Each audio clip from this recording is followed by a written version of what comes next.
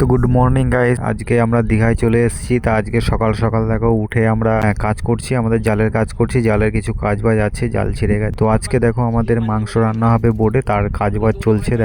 কাকা রসুন ছাড়াচ্ছে, পেঁয়াজ বাটা ঘষা সবই চলছে। আমরা মাংস নিয়ে চলে এসেছি, আমাদের আজকে মাংস খাওয়া চলবে। আর এইদিকে তো আমাদের 3 নম্বরে একটু কাজ চলছে, এরা কাজ বাজ করছে। আর এইদিকে রান্না চলছে, আর আমরা কিন্তু জালের কাজ করছি। জালের কাজ ছেড়ে দিয়েছো, কিন্তু মাঝে মাঝে দেখছি যে রান্না কতটা হয়েছে। মানে মাংস রান্না হচ্ছে বলে তোর আর সইছে না, কারণ আমার যে ছোট কাকা যে রান্না করছে সে কিন্তু খুব ভালো রান্না করে।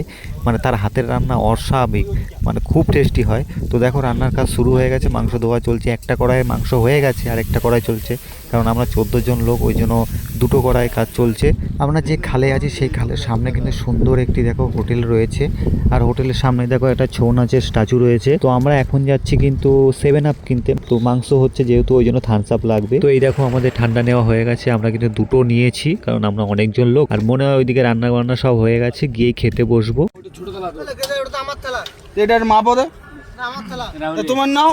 তো গাইজ এখন থালা নিয়ে কিন্তু তুমুল মানে যুদ্ধ চলছে। তো দেখো আমাদের রান্না বান্না সব কমপ্লিট। আমরা কিন্তু নৌকা ছেড়ে ডাঙায় এসেছি, মানে একটা তিরপলটা নিয়ে এখানেই খাচ্ছি।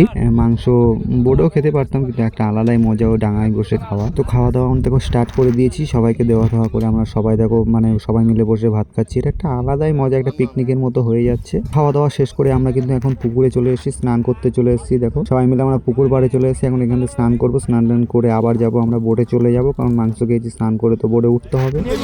গুরুদা এখন তুলসী গাছ ওখানে শুধু আছে।